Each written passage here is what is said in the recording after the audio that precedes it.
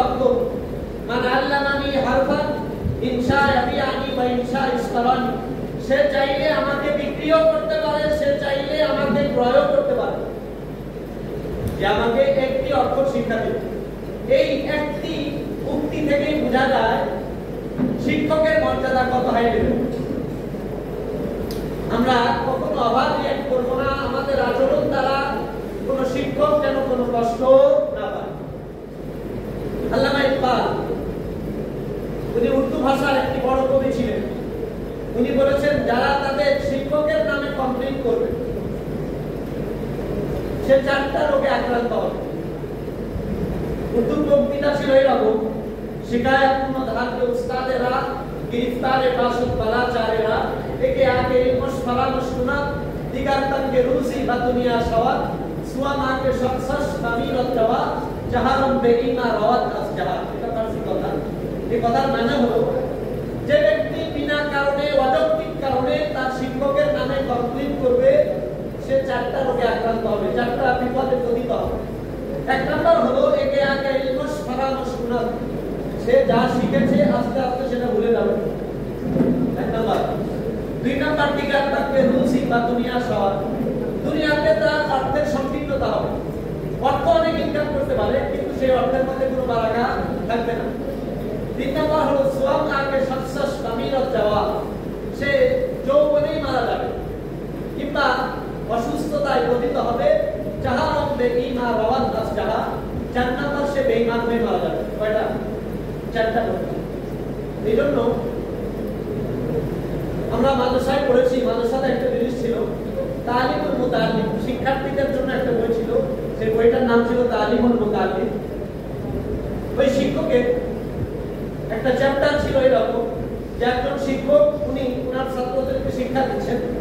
তো এই মুহূর্তে ওই একাডেমিক ভবনের পাশে একটা মাঠ আছে, সেই মাঠে একটা ছোট বাচ্চা খেলাধুলা করছে। তো যতবার ওই ছোট বাচ্চা তার বল ঘোরানোর জন্য একাডেমিক ভবনের কাছে আসতেছে ততবার উনি উঠে দাঁড়াচ্ছে, শিক্ষক উঠে দাঁড়াচ্ছে। তো ক্লাস শেষে ছাত্ররা জিজ্ঞাসা করছে, স্যার আমরা একটা জিনিস খেয়াল করলাম, আপনি যখন আমাদেরকে পাঠদান করাচ্ছেন, আপনি যখন আমাদেরকে শিক্ষা দিচ্ছেন, একটা বাচ্চা যখন বল ঘোরানোর জন্য আমাদের একাডেমিক ভবনের পাশে আসছে, আপনি বারবার উঠে দাঁড়াচ্ছেন কেন? বলছে আমি উঠে দাঁড়াচ্ছি এই কারণে ওই বাচ্চাটা হলো আমার শিক্ষকের বাচ্চা। ওই বাচ্চাটা কার বাচ্চা? আমার শিক্ষকের বাচ্চা। আমার শিক্ষকের বাচ্চা যতবার একাডেমিক ভবনের সামনে আসতেছে আমার হঠাৎ কেন আমি শিক্ষকের কথা মনে পড়ছে। আমি শিক্ষককে দেখে যেমন সম্মান করতাম, শিক্ষকের বাচ্চাকে দেখে ওইরকম কি করতেছি। এই কথাটা বললাম এই কারণে আমাদের দ্বারা এটা সম্ভব না, কিন্তু আমরা চেষ্টা করলে শিক্ষকের যে মর্যাদা সেটা কিন্তু আমরা কি করতে পারি, দিতে পারি। এই শিক্ষাটা বাবা মা শুধু আমাদেরকে জন্ম দিয়ে পৃথিবীতে আনে, কিন্তু আমাদের এস্টাবলিশ করা, আমাদের নৈতিকতা, আমাদের চরিত্রের উন্নয়ন, আমাদের উৎকর্ষ সাধন থেকে শুরু করে আমাদের মেন্টাল গ্রোথ, আমাদের বডি গ্রোথে আমাদের শিক্ষকরা কি রাখে, ভূমিকা রাখে। আমি বারবার বলছি যে আমরা আমাদের কোনো আচরণ দ্বারা আমাদের শিক্ষকদেরকে কষ্ট দিব না, আমাদের সাউন্ডকে কখনো শিক্ষকের সাউন্ডের সামনে উঁচু করব না, আমাদের হাত পা, আমাদের অ্যাটিটিউড, আমাদের ফেসিয়াল এক্সপ্রেশন, আমাদের অঙ্গভঙ্গি, আমাদের কার্যক্রম, আমাদের অ্যাক্টিভিটিস কখনো যেন আমাদের শিক্ষককে কষ্ট না দেয়। আর এখানকার যা শিক্ষা, এই শিক্ষাগুলো আমরা আমাদের বাস্তবিক জীবনে কিংবা আমাদের পারিবারিক জীবনে কিংবা আমাদের পরিবারের কাছে যখন আমরা এখান থেকে শিক্ষা শেষ করে যাব, এখানে যারা প্রাইমারি আছে, আমি শুনলাম যে প্রাইমারি যারা তারা ডিআরএস এলাকারই আর আবাসিকে যারা থাকে, এই শিক্ষাগুলো যদি আমরা বাড়িতে না নিয়ে যাই তাহলে শিক্ষার মূল্য নেই। আমরা এই শিক্ষাগুলো যদি বাড়িতে নিয়ে যাই, এই শিক্ষাটা অনুযায়ী যদি আমার মা বাবার সাথে সুন্দর ব্যবহারটা করি, দেখা গেল আমরা শিক্ষকের সাথে ভালো আচরণ করছি, যখন আমার মা বাবার কাছে যাচ্ছি তখন ওইখানে যাওয়ার পরে আমি কর্কশ মেলালে কথা বলছি। এখনকার ম্যাক্সিমাম বাচ্চারাই তারা বাবা মার সাথে চিৎকার করে কথা বলে। বাবা যদি একটা প্রশ্ন করে, সাধারণ প্রশ্ন বলে, চিল্লাও না তো, বিরক্ত করো না তো, তোমার কাছে ভালো লাগতেছে না, বলি না আমরা, তোমার কাছে ভালো লাগতেছে না, এগুলো বলো না। তাহলে আমার শিক্ষা কি হলো? আমি শিক্ষাটাকে তো আমার বাড়িতে নিতে পারলাম। আমার মা বাবার সাথে আমার যে আচরণটা, আমার ভাইয়ের সাথে যে আচরণ, আমার বড় ভাই আমার বোনের সাথে যে আচরণ, এই শিক্ষা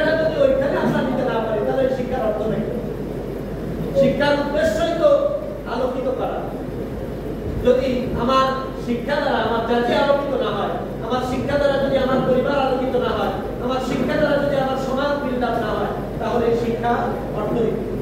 এই জন্য আমি তোমাদেরকে রিকোয়েস্ট করবো যে তোমরা এই, যদিও এই আয়াতটা রসুলের রওজার সামনে রাখা, কিন্তু এই বক্তব্যটা এতই, ওখানে রসুলের রওজায় গিয়ে আমাদের দেশের অনেক হাজিরা চিল্লাচিল্লি করে, অনেকে কান্নাকাটি করে, হাওমাও করে, পুলিশরা ওখানে স্টপ করে দেয়। পুলিশরা ওখানে বলে যে খবরদার, এখানে কোনো চেঁচামেচি করা যাবে না, এখানে কোনো চিল্লানো যাবে না, এখানে কোনো শাউটিং করা যাবে না, এখানে শুধু আস্তে করে সালাম দিয়ে বের হতে হবে, এর বাইরে কিছু করার সুযোগ নাই। কারণ হলো রসুল মৃত অবস্থায়, তারপরেও সেখানে যখন করা যাবে না, সেই রসুলের শিক্ষা হলো আমরা যেন কখনোই আমাদের কণ্ঠকে আমাদের শিক্ষকদের কণ্ঠের উপরে, আমাদের বাবা মার কণ্ঠের উপরে উঁচু না করি। শুধু তাই নয়, রাসূলুল্লাহ আদর্শটা এত বেশি ছিল, উনি অন্য ধর্মের বাচ্চাদের প্রতিও তার উদারতা প্রকাশ করতেন।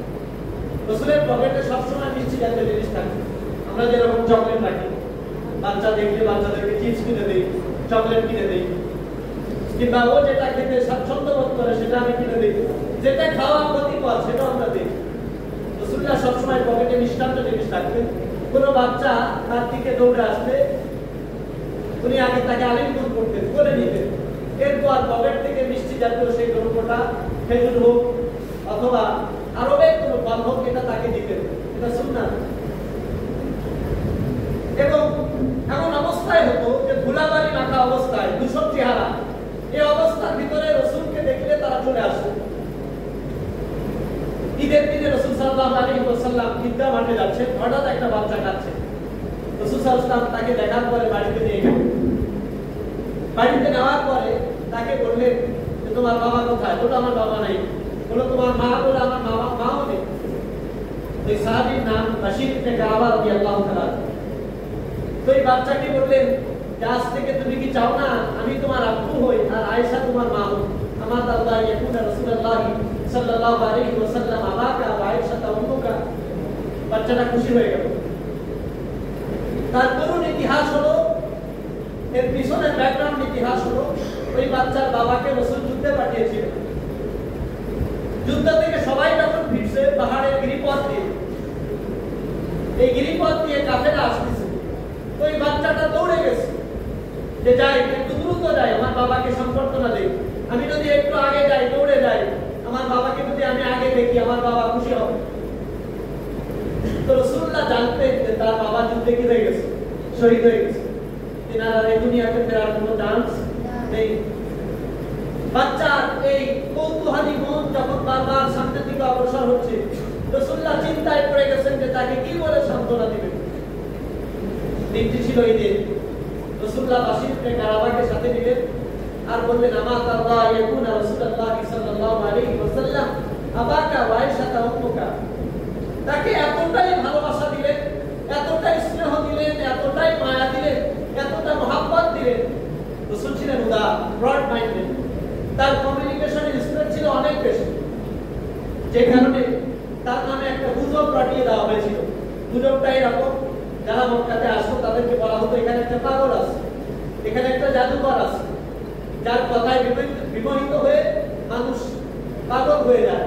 অতএব তোমরা যারা মক্কাতে এসেছো, অন্য দেশ থেকে যারা আসতো তাদেরকে এটা বলে প্রচার করা হতো যে খবরদার, তোমরা এখানে হিস্টোরিক্যাল প্লেস যা যা আছে, যেখানে খুশি সেখানে যেতে পারো, তবে ওই পাগলের কাছে তোমরা কেউ যাবা না। পাগলের কাছে গেলে তোমরা কি হয়ে যাবা? পাগল হয়ে যাবা। তখন রাসূলুল্লাহ সাল্লাল্লাহু আলাইহি ওয়াসাল্লাম সবার মনে মানুষের একটা সহজাত প্রবৃত্তি হলো মানুষ নিষিদ্ধ জিনিসের প্রতি আকর্ষণ বেশি। আর ইনসান হাদিসুন ফিমা দুনিয়া, যে জিনিস নিষিদ্ধ, বাচ্চাদেরকে বলি এটাতে হাত দিও না, ওই চিন্তা করবে তাই হাত দিয়ে দেখি তো কি হয়। যেটা বলা হবে এটা খাওয়া যাবে না, এটা খেলে তোমার ক্ষতি, ও সাহেবে এটা খাইয়েই দেখো, দেখে মধ্যে আছে কি। কথা ঠিক বললাম না ভুল বললাম? তার ইনসান হাদিসুন ফিমা দুনিয়া, মানুষ নিষিদ্ধ জিনিসের প্রতি আকর্ষণ বেশি। রাসূলুল্লাহ সাল্লাল্লাহু আলাইহি ওয়াসাল্লাম এই যে বাশীর ইবনে কারাবা রাদিয়াল্লাহু তাআলা আনহুর কথা বললাম, এরপরে আরেকজন সাহাবী ইহুদি